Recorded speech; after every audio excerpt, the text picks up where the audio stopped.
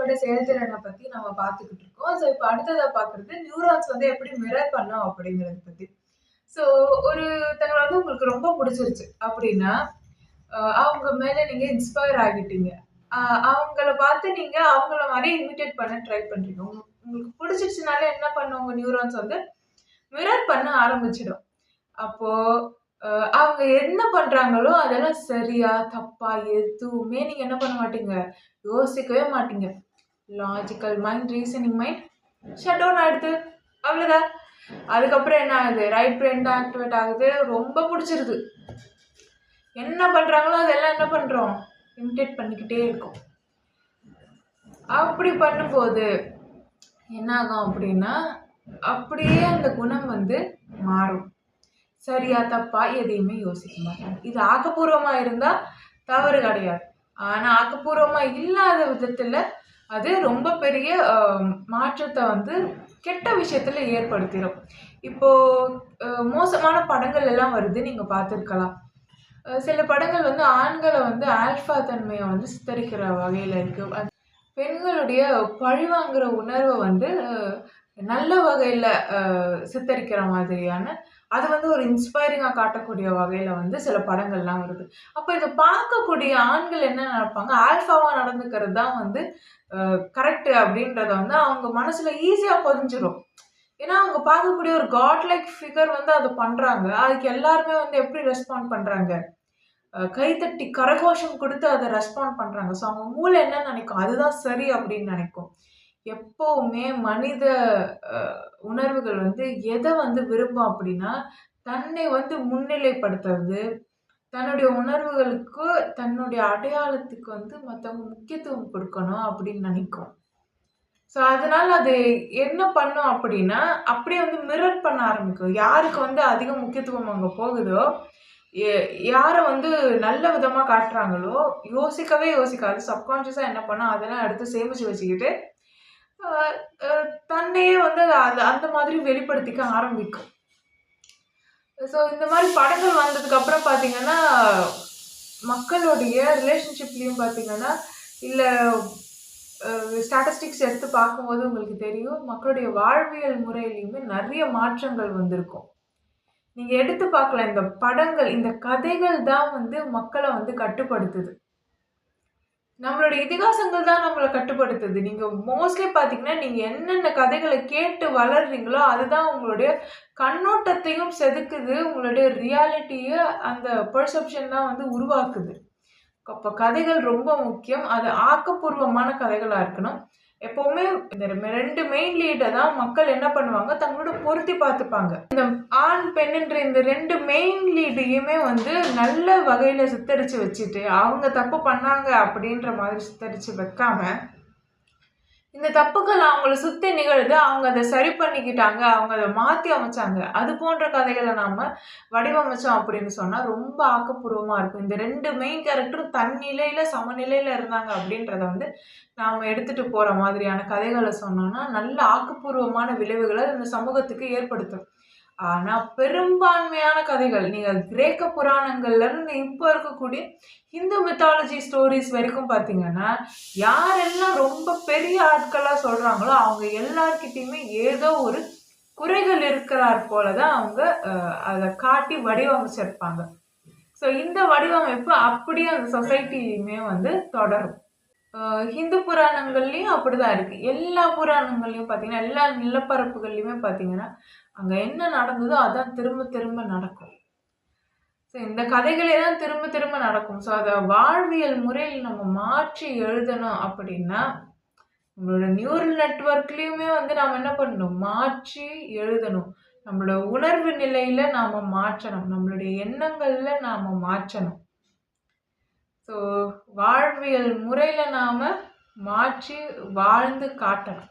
அப்போ ஆக்கப்பூர்வமான அ மனிதர்களையும், மனிதர்களோட கதைகளையும் நாம எடுத்து சொன்னோம் அப்படின்னா, அத வந்து படமா நாம எடுத்தோம் அப்படின்னு சொன்னா, அத மக்கள் பார்க்கும்போது அத அவங்க மிரர் பண்ணுவாங்க. ஸோ அத அவங்க மிரர் பண்ணும்போது என்ன நடக்கும்? ஆக்கப்பூர்வமான விளைவுகளும், மிகப்பெரிய மாற்றங்களும் அந்த சமூகத்துல ரொம்ப எளிமையா வந்து நம்மளால கொண்டு போய் சேர்க்க முடியும். இன்னொரு விஷயம், இது ரொம்ப எளிமையா புரிஞ்சுக்கிற மாரி வீட்ல நடக்கிற விஷயங்கள வச்சு சொல்லணும் அப்படின்னா, அ சில பேர் வந்து சொல்லுவாங்க, அவங்க ஹஸ்பண்ட் ஆர் ஒய்ஃப் அவங்க ஸ்பவுஸ் வந்து அவங்களுக்கு பிடிக்காத நபர்கள் கிட்டயோ, ஒரு நெகட்டிவான ஒரு ஷேட் இருக்கக்கூடிய நபர்கள் கிட்ட வந்து போய் பேசிட்டு வராங்க அப்படின்னாலே, என்னன்னா அவங்களுடைய பேச்சு டிஃபரெண்ட்டா இருக்கும். கொஞ்சம் ஒரு நாள் தான் பேசிட்டு வந்திருப்பாங்க. அ இது ஒருத்தர் ரொம்ப ஒரு நகைச்சுவையா சொன்னாரு. இவங்க வந்து அவங்க அம்மா வீட்டுக்கு போயிட்டு வந்திருந்தாங்கன்னா, உடனே அவங்க அம்மாவோ, அவங்க அக்காவோ அவங்க மேல இறங்கி இருப்பாங்க. அத அப்புறம் நம்ம தான் பேசி பேசி வெளியில எடுக்கணும் அப்படின்னு சொல்லியிருப்பாரு. லிட்ரலி அது வந்து கரெக்ட். அப்படியே அது கரெக்ட் தான். ஏன்னா வந்து அவங்க அப்படியே அந்த நியூரான்ஸ் வந்து மிரர் பண்ணுவாங்க. யோசிக்கிற தன்மைய மிரர் பண்ணுவாங்க. அப்படியே மாறி இருப்பாங்க.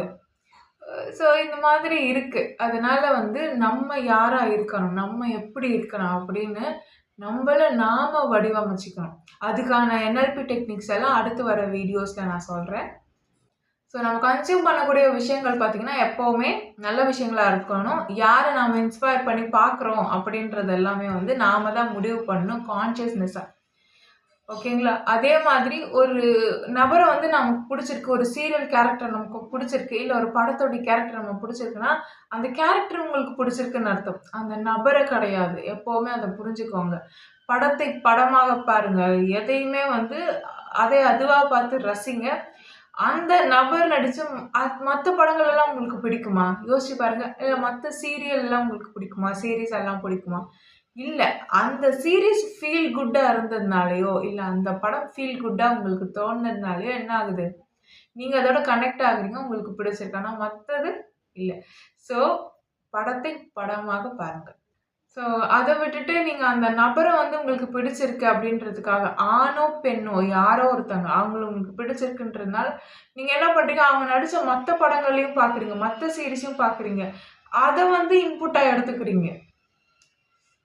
உங்க நியூரல் நெட்வொர்க்கே குழம்பிடும். சில பேர் பார்த்தீங்கன்னா, பார்த்த ஒரே சீரிஸே திரும்பி திரும்பி பார்ப்பாங்க. அது நல்லதா, கெட்டதான்னு கேட்டா, நல்லது அப்படின்னு சொல்லலாம் ஒரு விதத்துல. எப்படி? ஏன்னா அவங்க அது ரொம்ப சந்தோஷமாவும், ஃபீல் குட்டாவும் இருந்ததுன்னா, அவங்களோட நியூரல் நெட்வொர்க்கும், நர்வஸ் சிஸ்டமும் எப்படி ஃபீல் பண்ணும் அப்படின்னா, சேஃபா ஃபீல் பண்ணும். சந்தோஷமா இருக்கிறதா ஃபீல் பண்ணும். ஆக்கப்பூர்வமான எண்ணங்கள மட்டுமே வெளியிடும். அதே விஷயங்கள் தன் வாழ்க்கையில நடந்திருந்தா எப்படி இருக்குமோ, அந்த மாதிரியான ஒரு ஃபீல வந்து அதுக்கு ஏற்படுத்தும். இது ஒரு விஷயம். நெகட்டிவா ஏதாவது இருக்கா அப்படின்னா, இருக்கு. இத தாண்டி வேற என்ன விஷயங்கள் இதுல சொல்லப்படாத வேற என்ன விஷயங்கள் நடந்தாலும், அந்த டிசப்பாயின்ட்மென்ட்ஸ் நடக்கும்போது அவங்களால தாங்க முடியாது. அது அவங்களுக்கு என்ன குடுத்துரும்? ஒரு வலிய குடுத்துரும். அவங்கள டிப்ரஷன் மோட்ல கொண்டு போய் தள்ளிடும். அவுட் ஆஃப் த பாக்ஸ் ஏதாவது நடக்குதுன்னா, இத நான் பார்க்காத ஒரு விஷயங்கள், இதுல நான் யோசிச்சு வைக்காத ஒரு விஷயங்கள் எனக்கு நடக்குது அப்டின்னும்போது என்ன என்ன ஆகும்? அவங்களுக்கு அது கஷ்டமா இருக்கும்.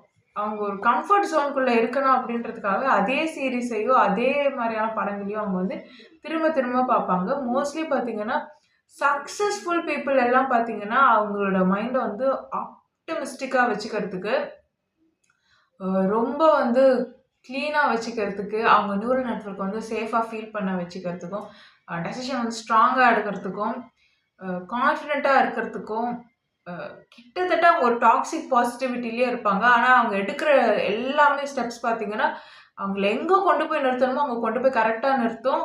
கொஞ்சம் மாறுனா கூட அவங்களுக்கு என்ன ஆகும்னா, ஒரு கான்ஃபிடன்ஸ் இருக்கும்.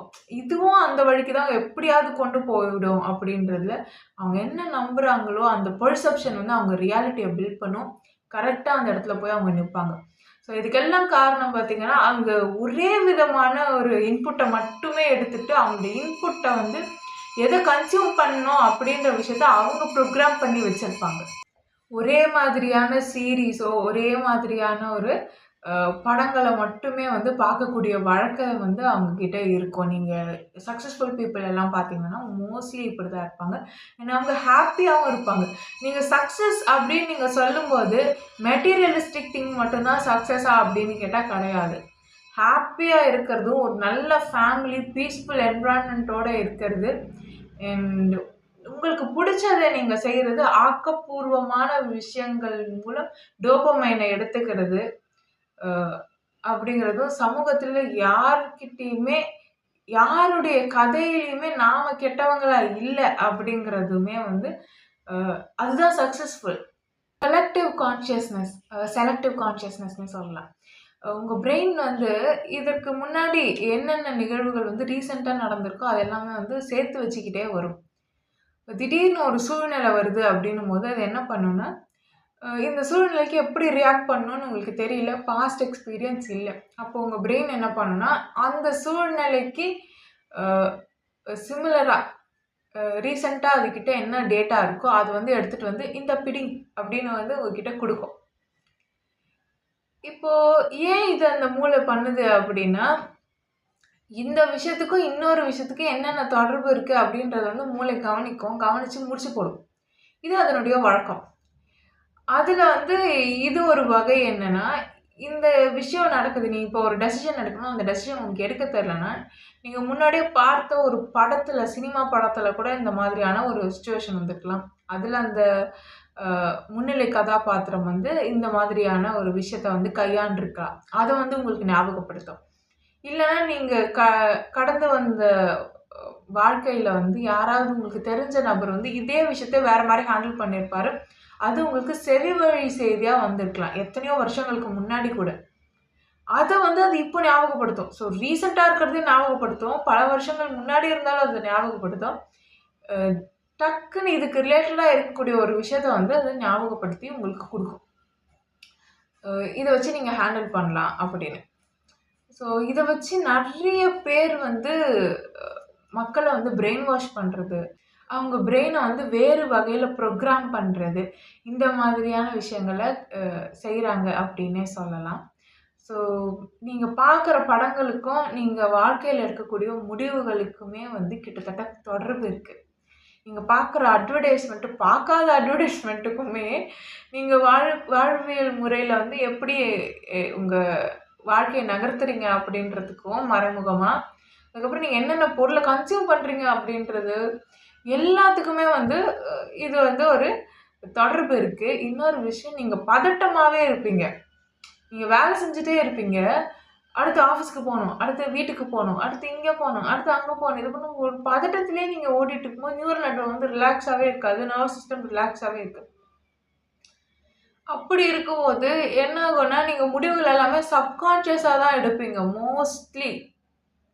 அப்போ எல்லா முடிவுகளையும் நீங்க சப்கான்ஷியஸாவே எடுக்கும்போது, அது உங்களோட முடிவா இருக்கணும் அப்படிங்கிறது அவசியமே கிடையாது. இன்னொன்னு உங்களோட முடிவா இருக்கிறதுக்கான வாய்ப்புகள் 10% கம்மி. இதுதான் உண்மை. அதே மாதிரி ஒரு நபர பத்தி உங்ககிட்ட வந்து ஒருத்தங்க தவறா சொல்றாங்கன்னு வச்சுக்கோங்களேன். உங்களுடைய நெருங்கிய தோழியா இருக்கலாம். சின்ன வயசு தோழியா இருக்கலாம். அவங்கள பத்தி திடீர்னு வந்து தவறா சொல்றாங்க. நண்பரா கூட இருக்கலாம். சொல்லும்போது என்ன ஆகும், நீங்க உடனே அத நம்புறீங்கன்னு வச்சுக்கோங்க. அண்ட் தென் வேற ஒரு விஷயத்தையும் சொல்றாங்க. அவங்க இப்ப இப்படி இருக்காங்க, அப்படி இருக்காங்கன்னு. பொறாமை வந்து தூண்டப்படுது. ஈகோ வந்து தூண்டப்படுதுன்னு வச்சுக்கோங்களேன்.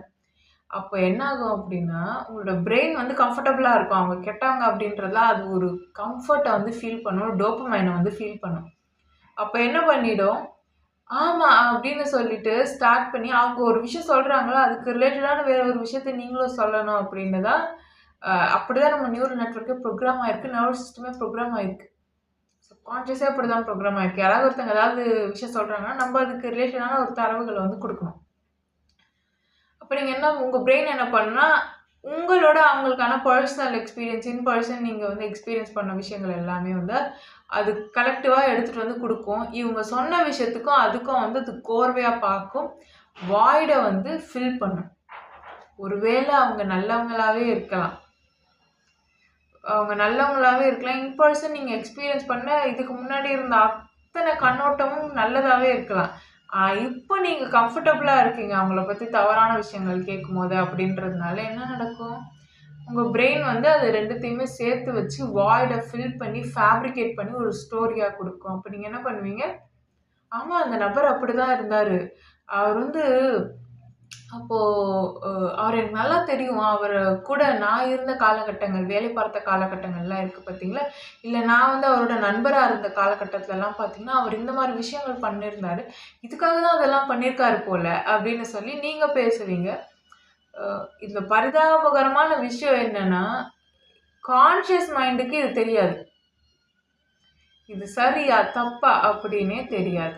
ஸோ சப்கான்ஷியஸா இது நடக்கும். அண்ட் தென் இத வந்து நீங்க பிலீவ் பண்ணவும் ஆரம்பிப்பீங்க. ஒரு 28 நாள் போச்சுன்னா எல்லாமே பழக்கத்துக்கு வந்துரும் அப்படின்ற மாதிரி, கிட்டத்தட்ட சில நாட்கள் இதுவே தொடர்ந்துச்சுன்னா, ஒரு மனிதர் மேல ஒரு அ கண்ணோட்டம் மக்களுக்கு பார்த்தீங்கன்னா, இந்த மாரி பதிய ஆரம்பிக்கும். ஸோ இந்த டெக்னிக்க யூஸ் பண்ணி கிட்டத்தட்ட இந்த சொசைட்டியோட ஸ்ட்ரக்சர்ல வந்து ஏதாவது மாற்றம் கொண்டு வரக்கூடிய ஒரு நபர் யாராவது வராங்கன்னு வச்சுக்கோங்களேன். நல்ல விஷயங்கள சொல்றாங்கன்னு வச்சுக்கோங்களேன். இந்த மக்கள் இத விட்டு போயிடக்கூடாது அப்படின்றதுக்காக, முதல்ல வந்து அவங்கள கோமாளியா மாத்துறது, அ அவங்கள பத்தி தவறான விஷயங்கள வந்து வெளில ஸ்ப்ரெட் பண்றது, இந்த மாதிரியான விஷயங்கள் எல்லாம் வந்து ஏற்படுத்தி, முதல்ல வந்து அவங்களோட ரெப்புடேஷன கெடுத்து, அ இப்படி ஒரு பிம்பத்த கிரியேட் பண்ணிடுவாங்க. இது ரொம்ப பாசிவா நடக்கும். ரொம்ப சின்ன சின்ன சின்ன சின்ன ஸ்டெப்ஸ்ல ரொம்ப பாசிவா நடக்கும். இத வந்து ரொம்ப நல்லா கையாள்ற வழக்கம் வந்து இங்க நெறைய பேருக்கு இருக்கு. இந்த கட்டமைப்ப வந்து தாங்கி பிடிக்கக்கூடிய தூண்களுக்கு இருக்கு நல்லா. ஸோ இந்த மாதிரி இருக்கும்போது, நீங்க பார்த்தீங்கன்னா, புது கண்டுபிடிப்புகள் எடுத்துட்டு வந்தவங்களா இருக்கட்டும், வேற என்னென்ன விஷயங்கள் புதுசா சொன்னவங்களா இருக்கட்டும், அவங்க எல்லாமே காணாம போயிடுவாங்க. அவங்கள பத்தி நீங்களே பேசும்போதே பாருங்க, உங்களுக்கு அவங்க மேல மதிப்பு இருக்காது. உங்களுக்கு நல்லா தெரியும் அவங்க வந்து கரெக்ட்டான ஒரு விஷயத்த தான் எடுத்துட்டு வந்திருப்பாங்க. ஆனா, நீங்களே அவங்கள வந்து கேலி பொருளாவும், அ ஒரு கிண்டலுக்குரிய நபராவுமே தான் வந்து நீங்க அவங்கள பார்க்குற மாதிரி இந்த சமூகம் வந்து சித்தரிச்சு வச்சிடும். ஸோ, ஆல்ரெடி இந்த சமூகத்துல வந்து புதுசா ஏதாவது ஒரு விஷயம் செய்றாங்க அப்படின்னா, அது வந்து மக்களுக்கு ஒவ்வாமையா இருக்கும். பிடிக்காது. புதுசா வருது அப்படின்னாலே அவங்களுக்கு வந்து கம்ஃபர்ட் ஜோன்ல இருந்து வித்தியாசமா இருக்கே! நான் இதுவரைக்கும் இந்த மாரி பார்த்தது இல்லையே! யாரும் இந்த மாரி நடந்துக்கிட்டு அப்படின்னுவாங்க. உடனே அக்செப்ட் பண்ணிக்க மாட்டாங்க. அத வந்து ரிப்பல் பண்ணுவாங்க ஃபர்ஸ்ட்டு திங். அது வந்து ஒரு ஒரு எப்படி சொல்றது? ஒரு சவாலா இருக்கும். அதையும் தாண்டி பெருசா யாராவது ஏதாவது எடுத்துட்டு வராங்க அப்படின்னா, இந்த மாதிரியான விஷயங்கள் மூலியமா அவங்கள என்ன பண்ணுவாங்க? முடக்கிடுவாங்க. அவங்களுக்கு எடுத்துட்டு வரவும் தெரியாது. இன்னொன்னு அவங்க அதுக்கப்புறம் வந்து கோவப்படுவாங்க, ஆக்ரோஷமா பேசுவாங்க. அ கோவத்த வெளிப்படுத்துற மாரியே பேசுவாங்க. அதுக்கப்புறம் மக்கள் வந்து அதுக்கு செவி மடுக்கவே மாட்டாங்க. விட்டுருவாங்க. ஸோ இந்த மாரி மக்கள வந்து பலவீனப்படுத்தி, அவங்கள கையாலாகாத தனமா நிறுத்துறதுல இந்த சமூகத்தில இந்த கட்டமைப்ப வந்து தூண்களா இருக்கக்கூடிய நபர்கள் வந்து செய்ய தவறுறதே கிடையாது. இதுவுமே வந்து ஒரு அ பிரெயின் ட்ரிக் அப்டின்னே சொல்லலாம். சரி. இப்ப நம்ம என்னென்ன பார்த்துருக்கோம்? மிரர் நியூரான்ஸ் வந்து மிரர் பண்றத பத்தி பார்த்துருக்கோம். அப்புறம் வந்து அது வந்து இதுக்கு சிமிலரா இருக்கக்கூடிய டேட்டாவ வந்து கலெக்டிவா எடுத்துட்டு வந்து கோர்வையா அந்த பிரெயின் வந்து நமக்கு குடுக்கும் அப்படின்றத வந்து சொல்லியிருக்கோம். அத எப்படி தப்பா கையாளலாம் அப்படின்னா, ஒருத்தங்கள நெருக்கடியான சிச்சுவேஷன்ல கொண்டு போய் விட்டுட்டு, அவங்க அந்த முடிவெடுக்கக்கூடிய அ கட்டத்துக்கு வர்றதுக்கு சில மணி நேரங்களுக்கு முன்னாடி, அவங்க கிட்ட வந்து வேற யாரோ ஒருத்தவங்க பேசுற மாரியும், பேசும்போது இதே சூழ்நிலை அவங்களுக்கு வேற ஒருத்தங்களுக்கு வந்தது, அவங்க இந்த முடிவு எடுத்தாங்க அப்படின்ற மாதிரியான தகவல அவங்களுக்கு குடுத்துட்டு, இந்த சிச்சுவேஷன் அவங்களுக்கு வரப்போதுன்றதே தெரியாம பார்த்துக்கிட்டு, அதுக்கப்புறம் இந்த சிச்சுவேஷன நெருக்கடியான சிச்சுவேஷன் அவங்களுக்கு கொண்டு வந்தோம் அப்படின்னா, அவங்க மூளை டக்குன்னு இந்த இன்னொரு நபர் வந்து சொல்லிட்டு போனார்ல ஒரு கத. அந்த கதையில இருக்கக்கூடிய அந்த முடிவுகள வந்து இந்த மூளை வந்து எடுக்கும். இது வந்து ரொம்ப பழங்கால டெக்னிக். இது புதிய டெக்னிக்கே கிடையாது. ரொம்ப பழங்கால ராஜா காலத்து டெக்னிக் இது. அதுக்கடுத்து பிரெயின் வந்து ஃபேப்ரிகேட் பண்ணும். ஒருத்தங்கள பத்தி நம்ம சின்னதா ஒரு விதை மாதிரி அவங்களுடைய எண்ணங்கள்ல கெட்டதா நம்ம தூவி விட்டுட்டோம்னா, இவங்கள பத்தி தப்பு தப்பா நம்ம சொல்லி விட்டுட்டோம்னா என்ன ஆகும்? அத வந்து அவங்க அ பொருத்தி பார்த்துப்பாங்க. அவங்க பிரெயின் வந்து கம்ஃபர்டபுளா ஆயிடுச்சு அப்படின்னா, பொருத்தி பார்த்துக்கிட்டு, அது என்ன பண்ணும்? அதுதான் உண்மைன்னு நம்பும். ஒருவேள நம்பலன்னா என்ன பண்ணணும்? அவங்களுக்கு வந்து அ இப்படியெல்லாம் இருக்காங்க, அவங்க அப்படிலாம் இருக்காங்கன்னு சொல்லி பொறாமைய தூண்டி விடுறது, வேற ஏதாவது ஒரு கெட்ட எண்ணங்கள அசிடிக் ஹார்மோன்ஸ தூண்டி விட்டுட்டோம்னு சொன்னா, அதுல ஈகோ பூஸ்ட் ஆகி திருப்பி அத நம்ப ஆரம்பிச்சு, அவங்க மூளை என்ன பண்ணும்? ஃபேப்ரிகேட் பண்ணி ஒரு கதைய கொண்டு வந்து குடுத்துரும். அவங்க அத நம்பிடுவாங்க. அவங்களோட எண்ணம் அப்படின்னு நெனச்சு. இது ஒரு விஷயம். இது வந்து கெட்டதுல நான் சொல்லும்போது உங்களுக்கு நல்லா புரியும். நல்லதுல ஆக்கப்பூர்வமான எக்ஸாம்பிள்ஸ் வந்து குடுக்கணும் அப்படின்னா, இப்ப நான் அடுத்தடுத்து சொல்றேன். மிரர் நியூரான்ஸ் பண்ணுது அப்படின்னும்போது, உங்களுக்கு பிடிச்ச ஒரு நபரோ, இந்த சமூகத்த மேம்படுத்தணும் அப்படின்னா, இந்த சமூகத்துல எல்லாருக்கும் பிடிச்ச ஒரு நபரா இருக்கக்கூடியவங்க வந்து ஆக்கப்பூர்வமான விஷயங்களும், ஆக்கப்பூர்வமான நாடகங்கள், ஆக்கப்பூர்வமான கதைகள வந்து முன்னிலைப்படுத்தி அத அவங்க நடிச்சாங்க அப்படின்னு சொன்னா, சமூகம் ரொம்ப பெரிய மாற்றத்துக்கு உட்படும். ஆக்கப்பூர்வமா. இது ஒரு வழி. நாம யார் யாருக்கெல்லாம் என்னென்ன மாதிரியான இக்கட்டான சூழ்நிலைகள் இந்த அ சமூகத்துல இப்போ இருக்கக்கூடிய இந்த டைம் ஃப்ரேம்ல அவங்க வந்து ஃபேஸ் பண்ணுவாங்க அப்படின்றத கணிச்சிட முடியும். எப்படியுமே கணிச்சிட முடியும். இதுக்கப்புறம் இது நடக்கும், இதுக்கப்புறம் இது நடக்கும்னு. அப்படியுமே கணிக்க முடியாத அளவுக்கு மோசமான ஒரு சமூக வல்லுனர்கள்லாம் இங்க இருக்காங்க அப்படின்னா, இதுக்கு முன்னாடி இருந்த இதுக்கு முன்னாடி இதே லெவல்ல ஏதாவது ஒரு நாடு இருந்திருக்கும். இந்த ஸ்டேஜ்ல ஒரு நாடு கண்டிப்பா இருக்கும். இங்க பல நாடுகள் இருக்கு. அப்போ அவங்களுக்கு வந்து என்ன மாரியான விஷயங்கள அந்த டைம்ல அவங்க ஃபேஸ் பண்ணாங்க அப்படிங்கிறதெல்லாம் இருக்கும். அந்த வரலாற பார்த்து தெரிஞ்சுக்கிட்டாலே தெரியும் உங்களுக்கு இதுக்கப்புறம் இங்க என்ன நடக்க போகுது அப்படிங்கிறது. ஸோ, அதுதான் திரும்ப திரும்ப நடக்கும். அத நாம கத்து வச்சுக்கிட்டு என்ன பண்ணணும், அடுத்து இது நடக்கும்போது நம்ம மக்கள் எப்படிப்பட்ட முடிவுகள எடுக்கணும் அப்படிங்கிறத நாம கணக்கிட்டு ஆக்கப்பூர்வமான கதைகள வந்து அவங்களுக்கு சொல்லணும். அப்போ அந்த மாதிரியான இக்கட்டான சூழ்நிலை வரும்போது, அவங்க என்ன மாதிரியான முடிவெடுப்பாங்க அப்படின்னா, இந்த கதைகள கேட்டுக்கிறதுனால, நேர்மையா, நியாயமா, நல்ல வழியில, ஆக்கப்பூர்வமா, யாருக்குமே தீமை இழைக்காத வகையில ஒரு நல்ல முடிவுகள வந்து அவங்க எடுப்பாங்க. அவசரத்துல கூட வந்து ஒரு கெட்ட முடிவ வந்து எடுக்க மாட்டாங்க. நல்ல முடிவ எடுப்பாங்க. அந்த மாதிரி நம்மளால பண்ண முடியும். அதே மாதிரி மிரர் நியூரான்ஸ் மெத்தட வச்சு நேர்மையா இருக்கிறது, ஒழுக்கமா இருக்கிறது, மொராலிட்டியோட நடந்துக்கிறது, எம்பாத்தா இருக்கிறது, இதெல்லாம் வந்து பெருமைக்குரிய விஷயம் அப்படின்னு சொல்லி, அத வந்து முன்னிலைப்படுத்துற மாதிரியான சினிமாக்கள், நாடகங்கள் இதெல்லாம் நாம எடுக்கும்போது பார்த்தீங்கன்னா, மக்கள் வந்து சீக்கிரமா இசைவாங்க. மக்கள வந்து சொல்லி அவங்க குணத்த வந்து ஒவ்வொருத்தங்களும் சுய பரிசோதனை செஞ்சு அவங்களுடைய எண்ணங்கள மாற்றி அமைக்கிறதும், குணத்த மாற்றி அமைக்கிறதுக்கும் ரொம்ப வந்து தாமதமாகும். காரணம் இந்த சமூக கட்டமைப்பு அதுக்கு வழிவிடல. உடனே வேலை பார்க்கணும், உடனே ரிப்போர்ட்ட சென்ட் பண்ணணும், அடுத்து இந்த ஃபீஸ் கட்டணும், அடுத்து இத கட்டணும்னு அவங்கள பதட்டமான ஒரு மோட்லயே வந்து இந்த சமூக கட்டமைப்பு அவங்கள வச்சுட்டு இருக்கும்போது, இந்த மாதிரி மிரர் நியூரான்ஸ் மிரர் பண்ணும்போது அவங்க சீக்கிரமா இசைவாங்க. அப்போ வந்து நேர்மையா இருக்கிறது, அ நல்லவங்களா இருக்கிறது, நியாயமான முடிவுகள் இருக்கிறது, எப்பவுமே ரைட்டியஸா இருக்கிறது. இந்த மாதிரியான விஷயங்கள் வந்து ஆன்ம செருக்க குடுக்கும். அப்படின்ற மாதிரியான ஒரு விஷயத்த வந்து நாம அங்க ப்ரொஜெக்ட் பண்றோம் அப்படின்னும்போது, ஈகோக்கு முக்கியத்துவம் கொடுக்கறத வந்து விட்டுருவாங்க. ஈகோக்கு முக்கியத்துவம் கொடுக்கறது வந்து பேஷனேட்டா இவங்க கருதுறதுனால தான் அந்த தவறுகள் நடக்குது. அப்ப ஆன்ம செருக்கு அப்படின்றதுக்கு முக்கியத்துவம் குடுத்தா, அங்க ஒரு கான்ஃபிடன்ஸ், அங்க ஒரு பேஷன் வந்து கிடைக்கும். அப்போ வந்து ஒரு மனுஷன் மொராலிட்டியோட இருக்கிறதுல வந்து எப்படி ஒரு டோப்பமைன் கிடைக்குது அப்படிங்கிறத வந்து மனிதர்கள் வந்து ஃபீல் பண்ணுவாங்க.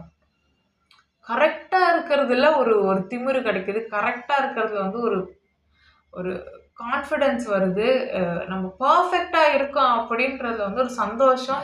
அதுல ஒரு டோப்பமைன் ஒரு போதை கிடைக்குது அப்படிங்கிறதுல வந்து மனுஷங்க உணர்ந்துட்டாங்க அப்படின்னா, அதுல அவங்க ஃபிக்ஸ் ஆயிட்டாங்க அப்படின்னா, இதுக்கப்புறம் எவ்வளோதான் வந்து மத்தவங்க வந்து இந்த கெட்டது பக்கம் அவங்கள இழுத்தாலும் போகவே மாட்டாங்க.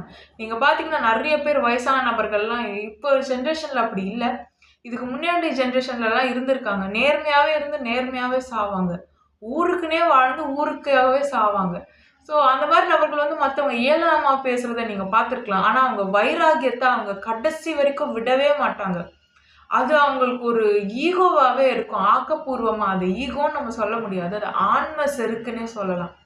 அவங்க அவங்க சோல வந்து இழிவான, சீப்பான விஷயத்த வந்து செஞ்சு டிப்ளீட் பண்ணிக்க மாட்டேன்றதுல வந்து ஸ்ட்ராங்கா இருப்பாங்க. அடம் பிடிப்பாங்க.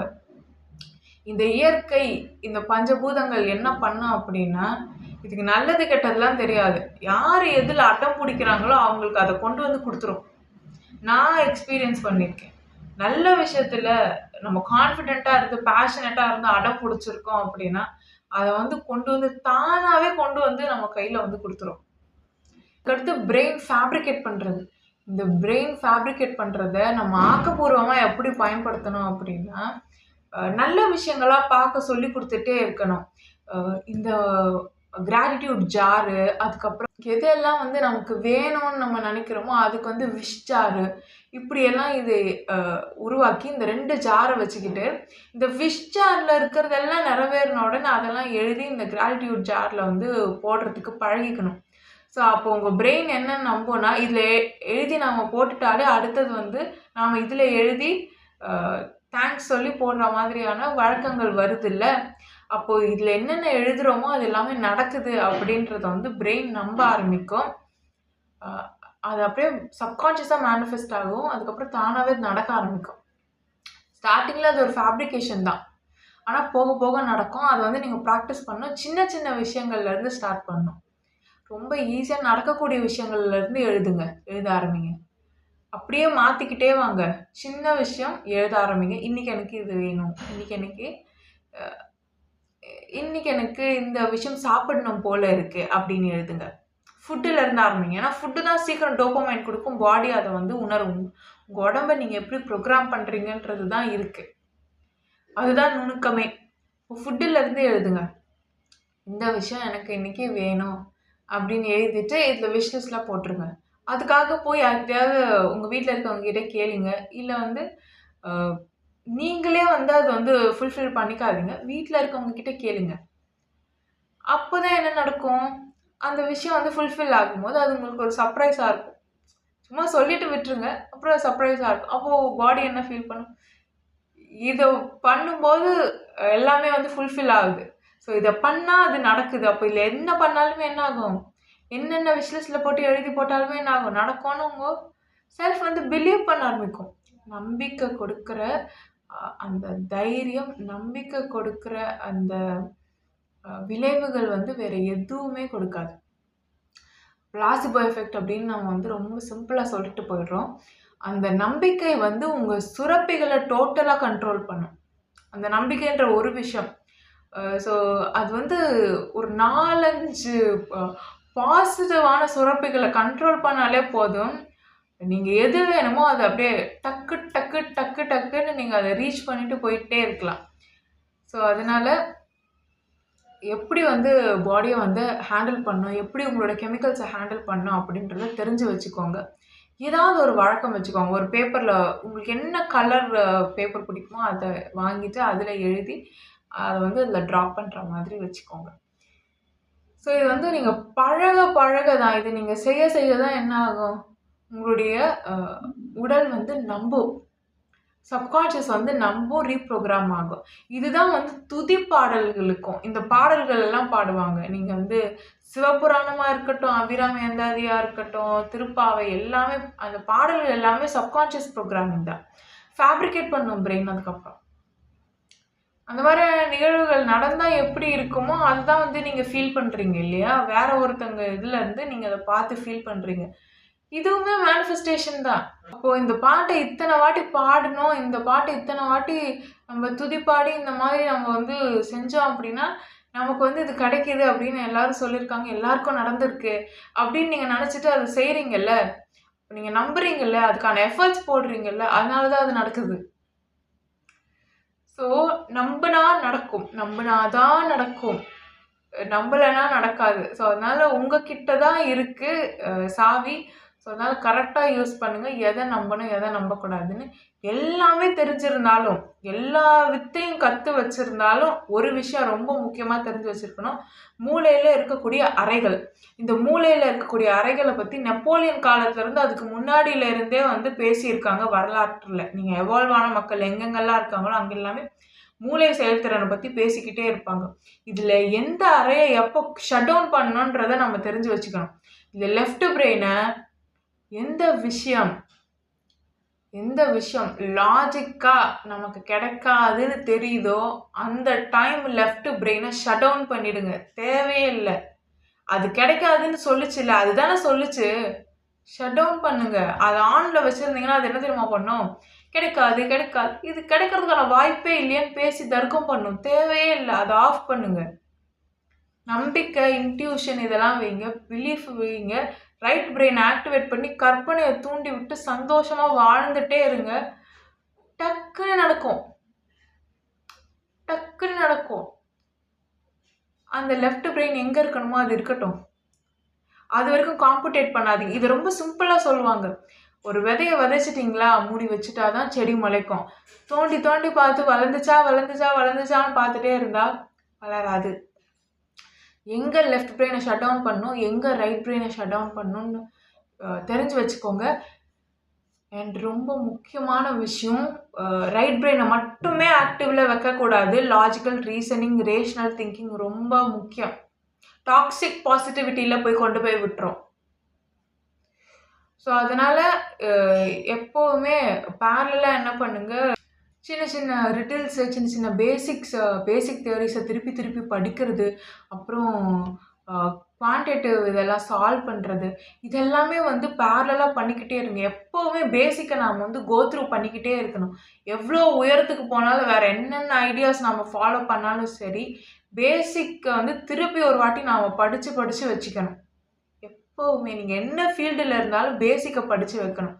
சைனீஸில் வந்து இப்போ கூட அது வந்து ஃபாலோ பண்ணுவாங்க. பேசிக்கை படிக்கணும். நீங்கள் கிரவுண்டடாக அதுதான் உங்களை வச்சுருக்கோம். பேசிக்கை படிக்காமல் எவன் ஒருத்தன் வந்து இந்த ஃபீல்டில் வந்து நான் பெரிய ஆள் அப்படின்னு நினைக்கிறாங்களோ, ரொம்ப பெரிய ஒரு சர்க்கிள் வந்து அவங்களுக்கு விடும். சீரியஸ்லி அது ரொம்ப சின்ன விஷயத்துல வந்து அந்த இது வந்து ஏற்பட்டிருக்கும். ஸோ பேசிக்கை வந்து திருப்பி நாம் படிக்கணும். எந்த ஃபீல்டில் நீங்கள் இருந்தாலும் சரி, அந்த பேசிக்ஸை படிங்க. குவான்டிட்டேட்டிவ் ரீசனிங், இதை சின்ன சின்ன விஷயத்த வந்து சால்வ் பண்ணுங்கள், ரிடில்ஸ் பாருங்கள். அண்ட் அதுக்கப்புறம் நம்ம எதை கன்சியூம் பண்ணுறோன்றதை நாம் தான் கண்ட்ரோல் பண்ணணும். நம்ம எதை பார்க்குறோம், எதை கேட்குறோம், எதை பேசுகிறோம் அப்படிங்கிறது எல்லாத்தையுமே நம்ம தான் கண்ட்ரோல் பண்ணணும். அதை விட முக்கியமான விஷயம், நம்ம எப்படி நியூரல் நெட்வொர்க் வந்து ஃபீல் பண்ண வைக்கிறோம், நர்வஸ் சிஸ்டத்தை ஃபீல் பண்ண வைக்கிறோன்றதும் முக்கியம். அப்போ என்ன பண்ணணும், நார்சிஸ்டிக் அப்யூசராக இருக்கக்கூடிய ஒரு ஆள், டிசார்டர் பர்சனாலிட்டி இருக்கக்கூடிய ஒரு ஆள், சைக்கோபாத்தாக இருக்கக்கூடிய ஒரு ஆள் உங்களை வந்து கஷ்டப்படுத்துகிறாங்கன்னா அந்த இடத்த விட்டு விலகணும். ஸோ உங்களுடைய பாடியை வந்து எப்பவுமே ஃபைட் ஆர் ஃப்ளைட்டில் வச்சுருக்கக்கூடாது, நிம்மதியாக காமாக வச்சுருக்கணும். அடுத்த வீடியோவில் இதனோட கண்டினியூவேஷன் பார்க்கலாம். நன்றி. Love is God.